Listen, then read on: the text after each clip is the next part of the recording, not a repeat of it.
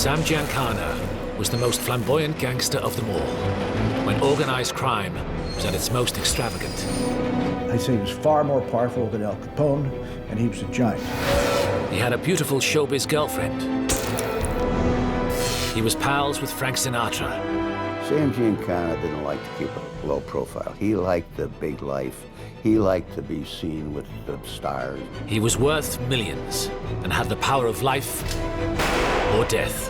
He killed a lot of people, had a lot of people killed. One cold stare from you and it could cause you to become very concerned. If you crossed him, you were in deep trouble. But in helping elect a clean young president and assisting in the CIA's murkiest operations, his career sees the mafia and politics mix into a deadly cocktail. The pursuit of Sam Giancana is the ultimate story of the state versus the mob.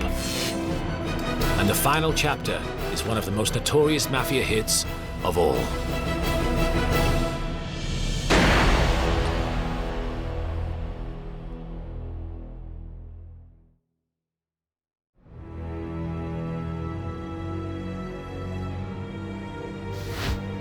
Sam Giancana had learned his gangster trade from Al Capone's top enforcers. He excelled as a driver, delivering killers to murder their victims and evade the cops. He learned how to lend money and collect the interest. Hey, Sam, loan me a $5. I got to go get something. He said, what do you take for security? And Sam said, how about a lie? His furious outbursts were so savage that people around him wondered about his mental stability. He was violent. But the people in the Chicago outfit almost are all violent.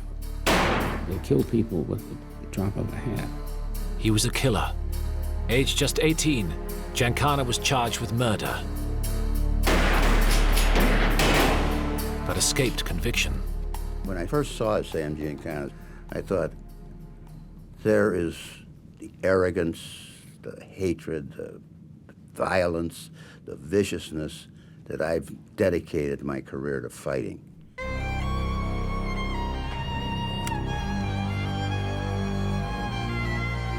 For the mob, Giancana's greatest strength was not his violent nature, but his gift for making money. It was Giancana who struck fear into the electricians' union so that every slot machine in Chicago paid the mob. It was Giancana who muscled the black gambling kings out of Chicago with threats and murder. Under his watchful eye, millions of dollars poured in from casinos in Las Vegas and Cuba. And by 1957, aged 49, Sam Mooney Giancana was boss of the Chicago outfit. Sam Giancana was the most powerful criminal chief in the history of the United States. He had his tentacles into the police, to the courts, to the business world around Chicago.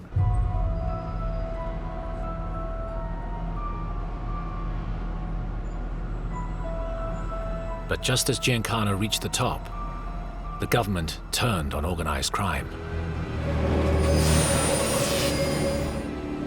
An eager young lawyer began fighting to see him and his kind fall.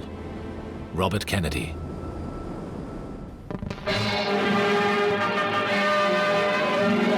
The nation's underworld gets the unwelcome spotlight of publicity as the Senate's Investigations Subcommittee begins new hearings on crime. Arkansas Senator McClellan... The Senate Labor Rackets Committee was investigating mafia corruption of the trade unions.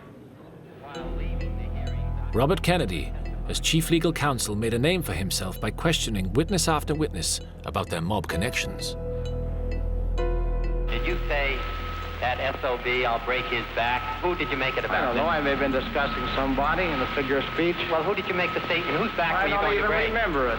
Well, whose back were you going to break, Mr. Hoffa? Figure of speech, I don't even know who I was talking about, and I don't know what you're talking about. I mean, it was real-life drama, and it was exciting to watch. On the 9th of June, 1959, The witness was Sam Giancana. You tell us whether if you have opposition from anybody that you dispose of them by having them stuffed in a trunk. Is that what you do, Mr. Giancana? Would you tell us... Giancana refused to answer Kennedy's questions by taking what is known in America as the Fifth Amendment. When you take the Fifth, you say essentially, I respectfully decline to answer on the grounds that my answer might tend to incriminate me, and nobody can touch you for it. Sam Giancana asserted his Fifth Amendment rights over 30 times. I declined to answer because I honestly believe my answer might tend to incriminate me. Chief Counsel Robert Kennedy seemed frustrated and goaded the gangster. Will you tell us anything about any of your operations, or you just giggle every time I ask you a question? I declined to answer because I honestly believe my answer might tend to incriminate me. I thought only little girls giggled, Mr. Giancana.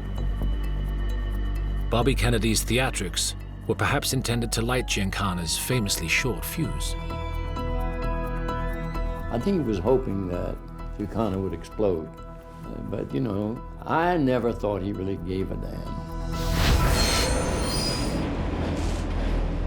Round one in this long, bitter feud went to Sam Giancana. Kennedy could get nothing on him.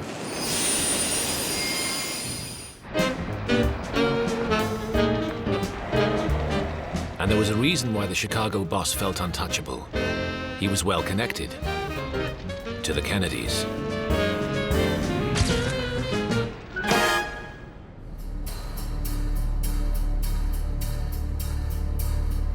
Robert Kennedy's big brother, Senator John F. Kennedy, had set his sights on the White House. But just to become the Democrat presidential candidate was a battle. A Boston Irish Catholic couldn't get elected to anything in staunchly Protestant states of 60s America like Wisconsin and West Virginia. The wealthy Kennedy clan would have to buy support in these key primary elections, so they reached out to an influential family friend for help. Frank Sinatra.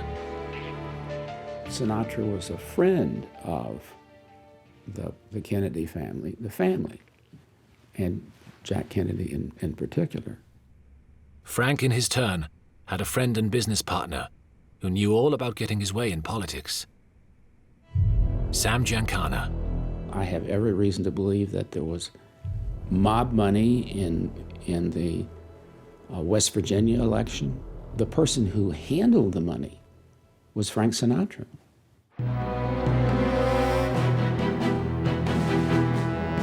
Before voters went to the polls, Giancana sent one of his men to spread $50,000 around West Virginia. He sweetened local politicians with new office furniture and paid bar owners to keep Sinatra's campaign song, High Hopes, playing on jukeboxes across the state.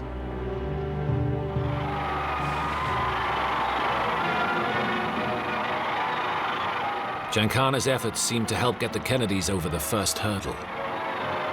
John F. Kennedy became the Democrat candidate to run for president. But an even bigger challenge lay ahead.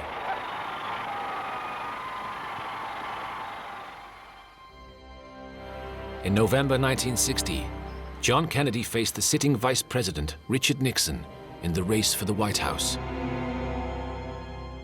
The election was too close to call. Pundits were saying that whoever won the state of Illinois would win the presidency. And the key to Illinois was Sam Giancana's backyard, Chicago.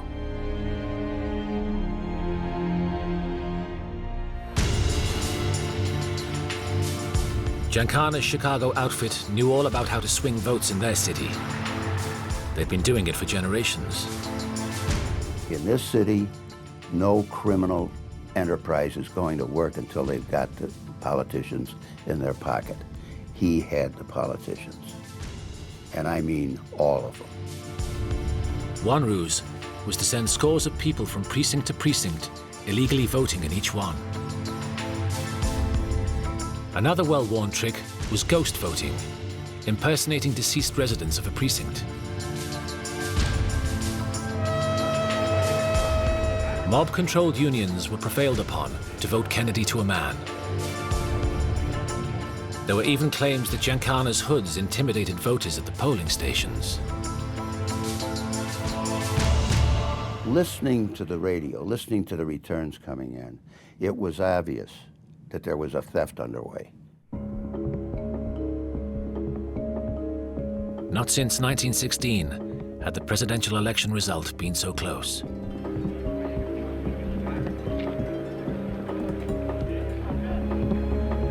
Kennedy beat Nixon by just 0.1%. Somewhat after noon on the day after the election, Senator Kennedy received a telegram from the vice president congratulating him on his victory. With this in his pocket, Sam Giancana was quick to claim that it was he who had elected Kennedy to the White House. While most dispute this, Giancana certainly expected payback. Giancana can legitimately think that he had done his work and that he had tipped it and that he could expect some result. Giancana expected the new Kennedy administration to get Bobby off his back. He told an associate, "Bobby will just be another goddamn lawyer soon. They promised me they'll take care of him." I am, in my mind, convinced that there was a deal cut. That if Giancana would get Illinois for the Democrats, that he would be given free hand. Giancana prophesied to the outfit a lessening of government harassment in Chicago and Las Vegas. He couldn't have been more mistaken.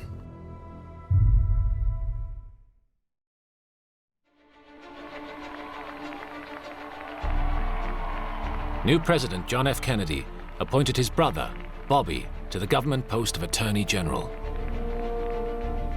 I have felt that we should secure the best talent we could get for every position, regardless of party, regardless of any other factor. This test has been applied, and it's been applied in this case.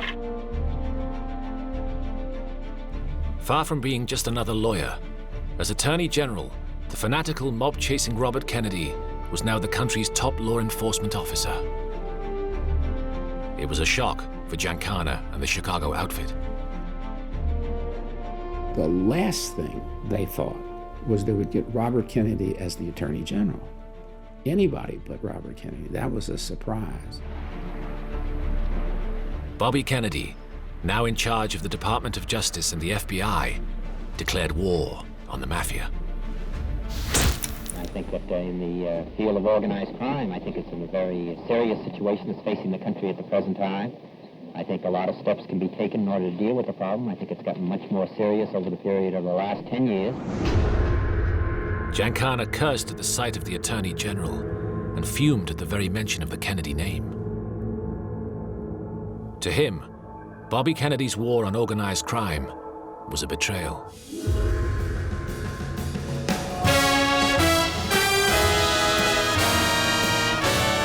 But as the Justice Department went to war, Sam Giancana fell in love.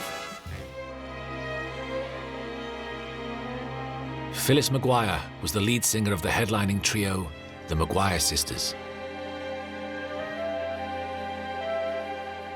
She was 29. Giancana was 52. It seems violent Mo Giancana could be charming.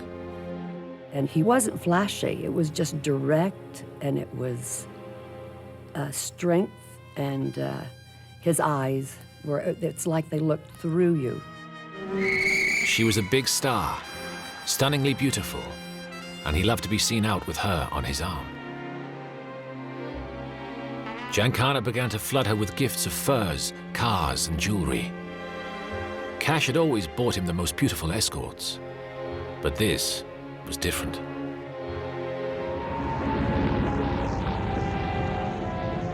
He began to neglect business in Chicago, to follow Phyllis to performances all over the US. He even accompanied her on a 2-week European tour. The tough mob boss had a chink in his armor, a weak spot the government would later use to help bring him down.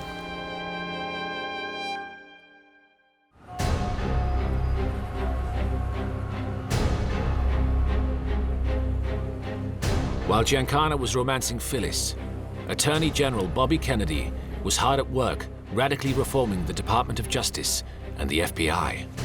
He was extremely driven. He absolutely hated what he called the outfit, the Mafia, organized crime. To the 10 FBI agents assigned to Chicago, Kennedy added 60 more. Giancana called them G-men, or just the G. At first he was unconcerned, dismissing them as Boy Scouts. Up to now, their track record against organized crime had not been good. But Kennedy was changing the game. The FBI agents that descended on Giancana were a new breed. They were all clean-cut, college-educated men. Many were lawyers. Above all, the biggest problem for Sam Giancana was that these government men had a fanatical commitment to their incorruptibility. Unlike other Chicago law enforcement, Giancana couldn't buy them.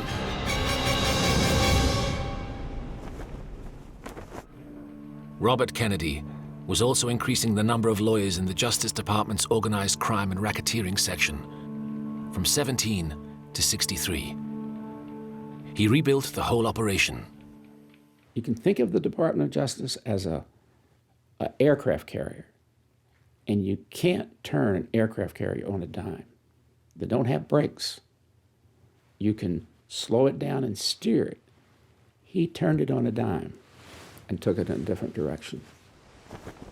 The Attorney General funded his new crack team of investigators well. His goal was to get all government agencies working together as never before, to break the grip of organized crime. He talked directly to you.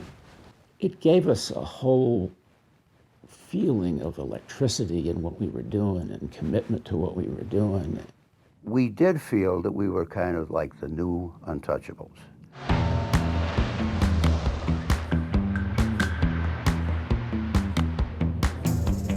Giancana was now closely watched by the new FBI agents in Chicago. The view is fine and the kids are still in school. Over. His HQ was in the back of the Armory Lounge Bar and Restaurant in Chicago's Forest Park suburb. Despite FBI surveillance, his private business remained secret behind closed doors. Eyeball one to dugout. I read you loud and clear. Or so he thought. 10-3, eyeball one. Stay with it.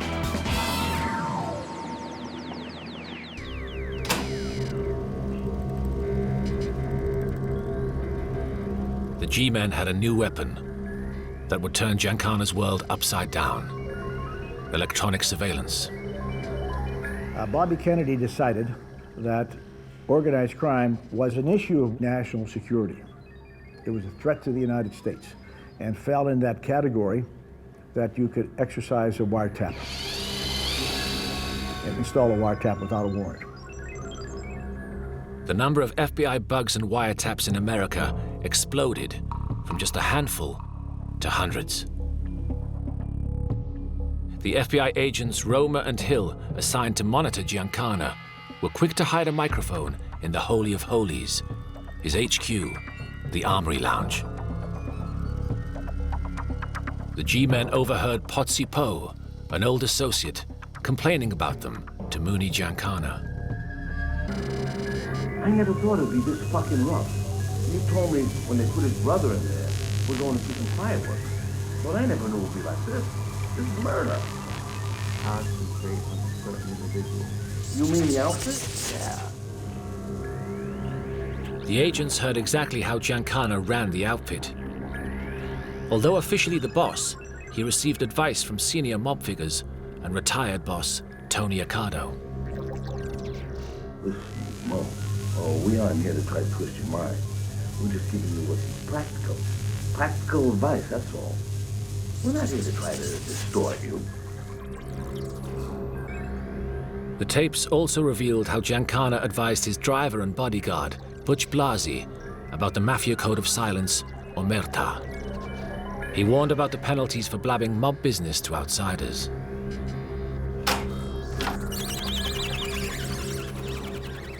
There was a stuffed fish over the bar, and he points up to the stuffed fish. and says, You know how that fish got that way? He opened his mouth. and of course he's saying this into a bug himself, but he's telling Butch Blasey to don't talk about all that kind of stuff.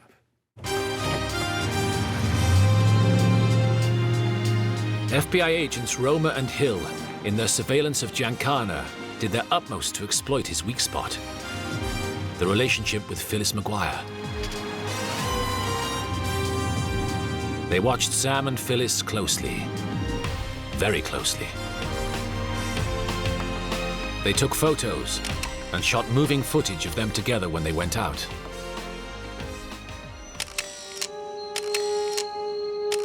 With wiretaps and bugs, they also listened when they stayed in, even recording their conversation in their bedrooms. Whether in Las Vegas, or Maryland, Pittsburgh, or Atlantic City.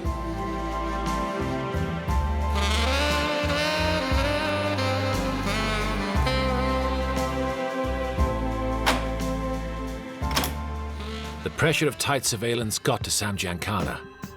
His acid anger was fired at the G-men whenever he saw them. Now Roma, he spots us.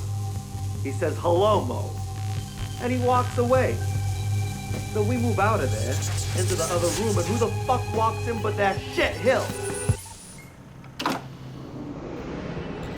Giancana started to lose control. He antagonized the agents and hissed obscenities. Retired boss Accardo was concerned that Giancana would do something stupid. Don't call them dirty words or anything. Don't pay attention. Just walk away from them. Let them talk. You guys, holler and go fuck yourselves and this and that. The bastards, they're just like us. They got a job to do. We know what to do and we do it. I know.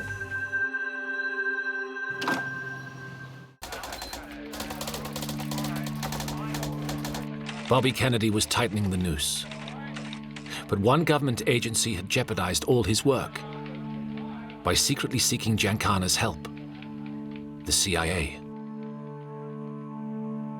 The consequences for the agency and for Giancana would eventually be dire.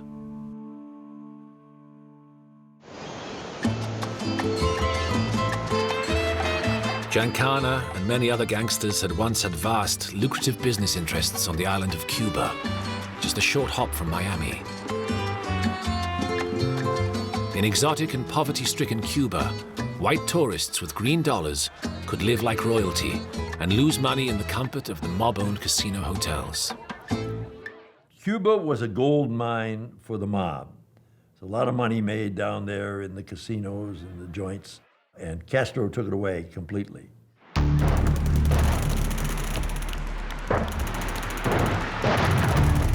On New Year's Day, 1959, Fidel Castro's rebel forces swept into Havana and, with popular support, supplanted the old mob-friendly regime of President Batista. Castro swiftly nationalized land and American businesses. He cost the mob and the U.S. government untold millions of dollars. The mob, they were running Cuba. They were running amok down there under Batista.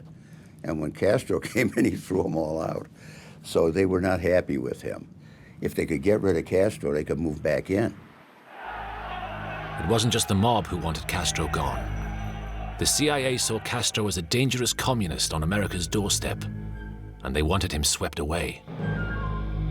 So who would you go to? You go to mob guys who had good connections in Cuba. They'd operated there for years and are pretty good at killing people.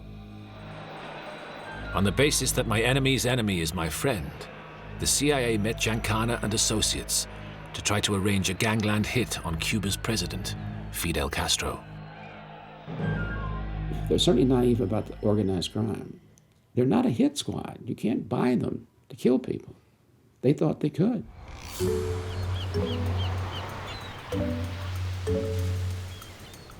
At a clandestine meeting at the Fontainebleau Hotel in Miami, the CIA wanted a Capone-style attack. with Castro going down in public in a hail of bullets. The real-life gangsters demurred, wanting to keep things nice and clean. Giancana suggested something much more CIA, using pills to poison Castro's food and drink. The CIA took his advice. But when a US government agency secretly commissioned murder from gangsters, they should have seen trouble coming. And once you've dealt with them and they've given you something, then they have a right to ask for something back. And you don't want a reciprocal relationship with them. You're compromised.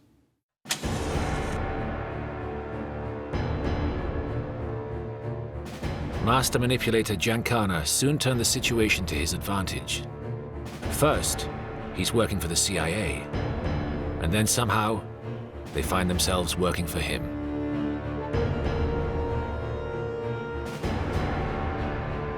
Giancana suspected Phyllis McGuire of having an affair in Las Vegas with top showbiz comedian Dan Rowan. He talked his CIA contact into arranging to plant a microphone in Rowan's hotel room. But the operation went terribly wrong. The installation engineers were discovered by hotel staff and arrested by police. The CIA feared the mob connection and Castro assassination plot would get out. The agency did not want that plotting to come public, and they were afraid to death of any public examination of Giancana. To avoid a public trial, a deeply embarrassed CIA Director of Security, Sheffield Edwards, had to confess in a memo to the FBI the whole sordid affair. When he found out, the Attorney General, Bobby Kennedy, was furious. And he called Sheffield Edwards in to his offices. And what he said was, the next time you do something like that, you talk to me first. One day, all this would come back to haunt both the CIA and Sam Giancana.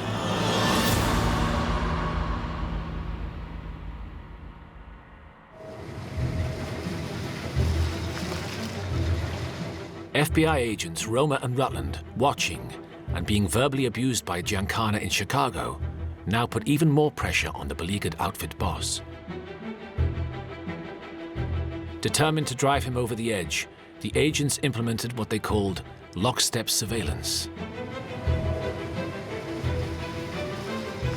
Every day, round the clock, they were with him, following in cars. When he got out, they got out. When he walked, they walked within feet of him. They followed him on his golf round, rushing his game, jeering from the edge of the greens. They were like this. He played golf, they were behind him, just everywhere he went. And it sent him off like a Roman candle.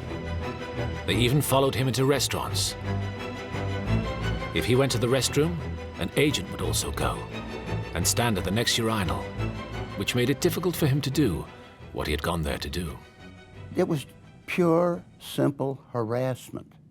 They weren't getting anything out of that.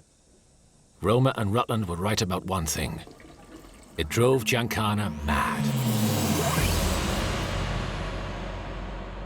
An electronic surveillance recording made in June 1963 reveals that his mob associates thought he was becoming dangerously irrational. That fucking Giancana. Wait till you hear what he's done now. He's not making good decisions. What happened? Charlie McCarthy told Roma that Mo told him to tell Kennedy to talk to him through Sinatra. For Christ's sake, that's a cardinal rule. You don't give up a legit guy. He tells Roma that Sinatra's our guy to Kennedy? More or less. I'm so fucking mad I could jump out your window.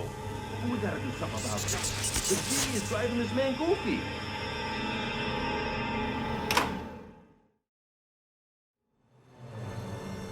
A maddened Giancana lashed out in a way the mob would never understand.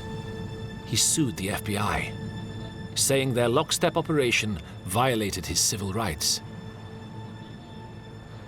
Giancana's lawyer hired a film crew to shoot the FBI lockstep in action. In a darkened courtroom, the judge was also shown Giancana's respectable lifestyle.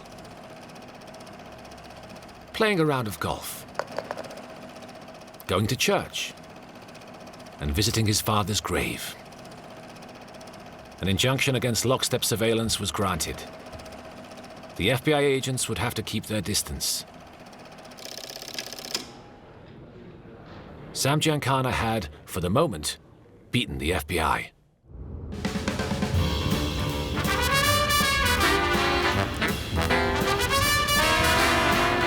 But Giancana's victory soon evaporated. And to escape the continual scrutiny, he and Phyllis holidayed at Sinatra's home in Palm Beach, and then in Las Vegas.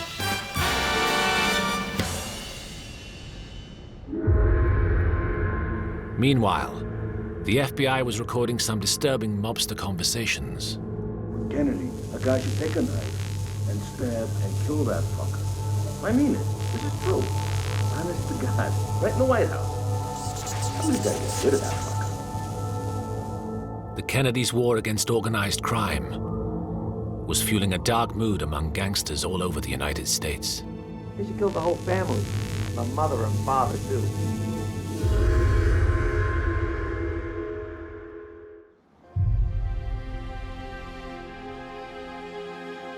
Just a few months later, on November the 22nd, 1963, President John F. Kennedy was assassinated during a Dallas motorcade.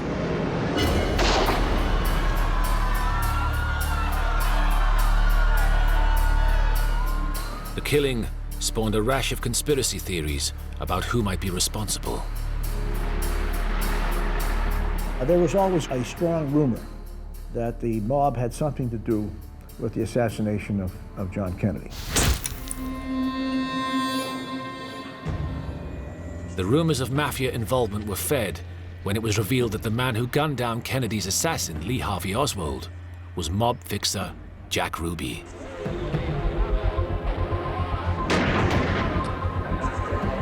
It didn't go unnoticed that Sam Giancana had sought Ruby's help from time to time. But despite the rumors, there has never been anything to substantiate claims that the mob had any part in it.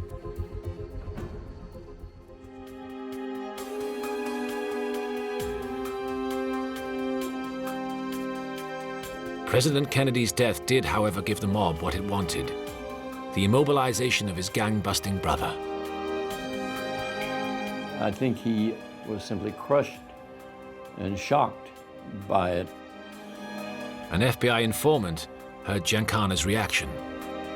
What he said was chilling. Attorney General Robert Kennedy will not have the power that he did.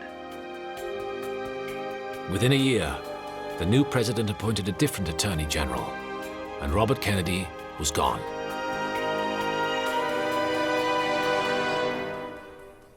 Giancana thought the pressure was off. But Bobby Kennedy had rebuilt the Justice Department to smash organized crime. Even without him, the machinery worked on. Crucially, Kennedy had inspired a generation of investigative lawyers who would not give up the fight. One of Bobby's boys was a young lawyer in the Department of Justice strike force, David Shippers. Always there was this Sam Giancana hanging out there, the one guy that nobody seemed to be able to touch. All he had to do was surface once, and we'd be able to put him into a conspiracy of some kind. Couldn't find anything. Shippers' problem was a lack of hard evidence. The FBI agent's years of electronic surveillance put Giancana at the center of extortion, illegal gambling, and murder. But as the bugs were installed under presidential prerogative and not by a judicial warrant, the thousands of hours of incriminating recordings were not admissible as evidence in court. But determined to put Giancana behind bars, Shippers meticulously constructed a cunning legal snare. First, to question Giancana about his criminal career, Shippers awoke the dormant power of an investigative grand jury. Without the grand jury, we were dead in the water. We couldn't do a thing because we had no personal subpoena power. It was a grand jury that had the subpoena power. If you're subpoenaed to the grand jury, you got no choice. You got to show up. You may take the Fifth Amendment, but you're going to get dragged in there. Second, Shippers had to stop Giancana hiding behind the Fifth Amendment by removing any possibility that he could incriminate himself. If what you're saying can never be used against you, then the Fifth Amendment doesn't apply. That's where the use of immunity came in. Granting immunity from prosecution to a top mafia boss was a bold step, and a hard sell to Shippers' boss, the U.S. Attorney. The U.S. Attorney looked at me and he said, "Are you nuts? Are you crazy?" They said, "Well, you don't really think he would talk." We wouldn't immunize him if we didn't think he'd talk. If he doesn't talk, we'll put him in jail. If he does talk, we're going to have one heck of a great case. We'll break the whole stupid mafia. At last, the trap was set. But would Giancana take the bait? In December 1964, the federal grand jury investigation began. To soften Giancana up, Shippers summoned his mob associates to question them in secret. Giancana feared they might be spilling their guts, but he couldn't be sure. Then, to play even more on Giancana's increasing paranoia, Shippers exploited his weak spot. He subpoenaed Phyllis McGuire. So here comes Phyllis McGuire. We're going to put her in the grand jury. I just assumed she's going to come in and answer our questions. And the questions would essentially have been about her association, nothing embarrassing. She was the key to this whole thing. Phyllis seemed shaken by the experience. Whether she actually testified or asserted her Fifth Amendment rights and declined to answer is still secret. But the thought that Phyllis had told them anything sent the paranoid Giancana crazy. You know, he said over the weekend that he was pretty angry with you. Have you talked to him about it? No comment. Well, the word came back to us that Sam Giancana was ready to kill himself. Is this an indication, do you think, that your relationship is all over? No comment. Because he thought, if she talked, I'm in trouble.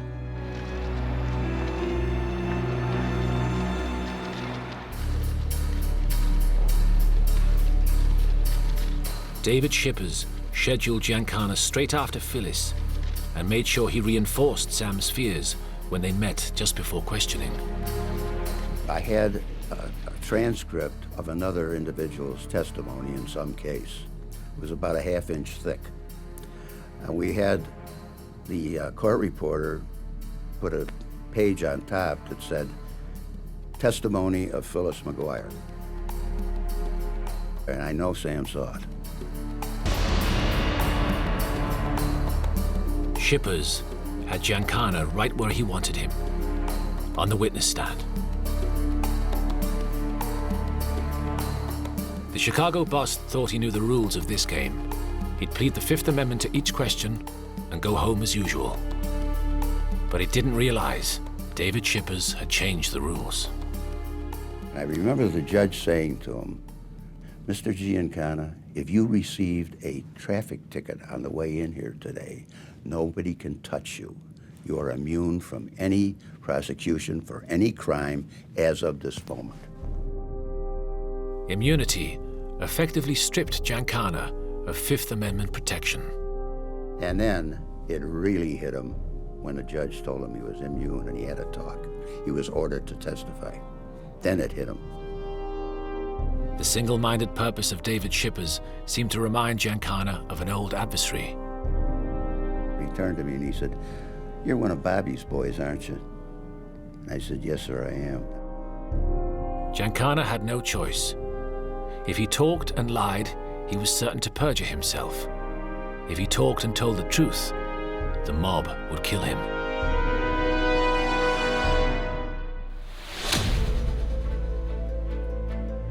Giancana gave his name and address, invoked the Fifth, and the trap was sprung. Sam Giancana, boss of the Chicago outfit, by refusing to answer questions, was in contempt of court and taken straight to jail.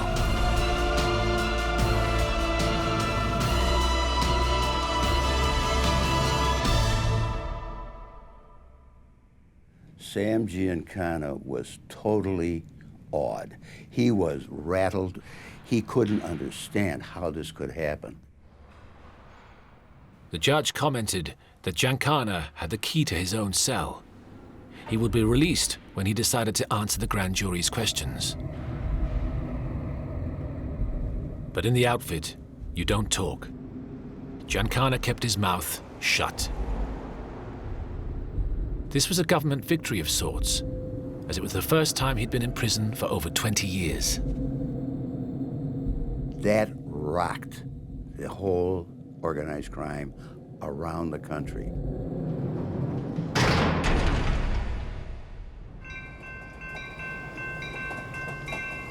But was it such a great victory? Giancana could only be held in jail until the grand jury folded a year later. On the night Giancana was released, in May 1966, there was a party at his home in Oak Park, but senior mobsters found nothing to celebrate. The outfit old guard decided Mo Giancana's high profile and volatile temper was bad for business. They gave the FBI a belated victory by stripping Sam Giancana of his rank as boss and throwing him out of Chicago for good.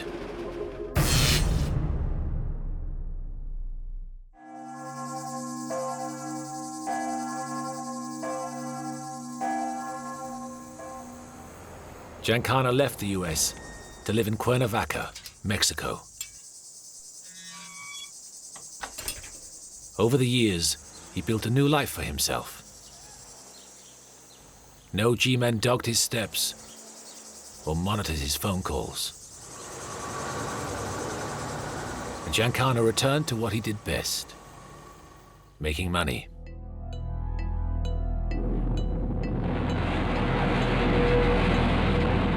In the mid-60s, as NASA prepared to put a man on the moon, Giancana was launching a gambling operation on cruise ships in the Caribbean. While the US tore itself apart over the Vietnam War, Giancana's international ambitions met with success in Guatemala and with the Shah of Iran. In 1968, his old adversary, Robert Kennedy, ran for president. But on the campaign trail, he was gunned down and killed. And although the 70s saw an aging Giancana undergo abdominal surgery, he enjoyed a quiet, wealthy life.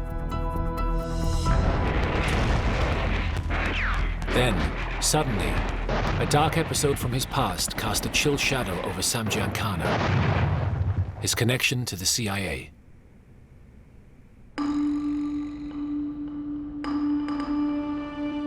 In January 1975, a Senate Select Committee began investigating illegal CIA operations, specifically CIA involvement in plans to assassinate Castro.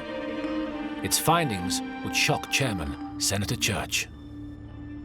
It is simply intolerable that any agency of the government of the United States may engage in murder. The committee was very interested in hearing from any mobsters consulted by the CIA in their Castro assassination plots.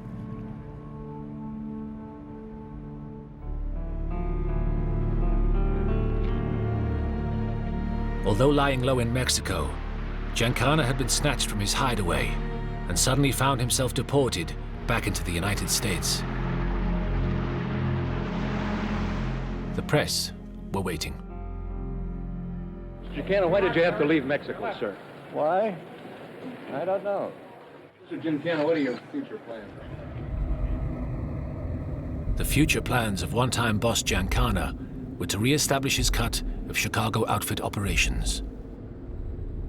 Once he arrived in Chicago, he announced to the entire organization that he was back and he was the man. But a new generation ran the Chicago outfit. They had no room for the aging Giancana. By that time, a lot of his rivals were in the penitentiary or dead because of what we'd been doing to them. Knocked out of action in Chicago, Giancana received a subpoena that ordered him to appear before the Senate committee without fail in Washington, D.C. on June the 24th, 1975. But Sam Giancana never made it.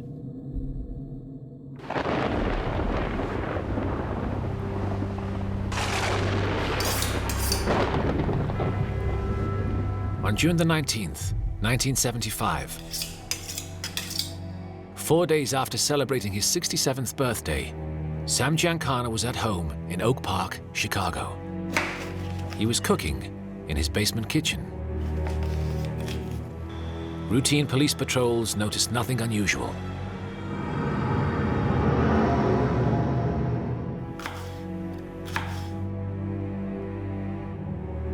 Health problems meant he could not eat spicy foods. So it seems the sausage and peppers was a late-night snack for a friend.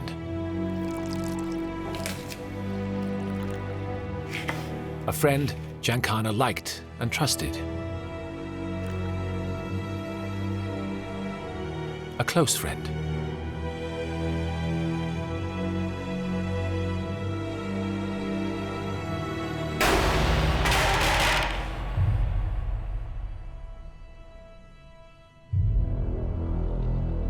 But the Mafia hadn't quite finished with Sam Giancana.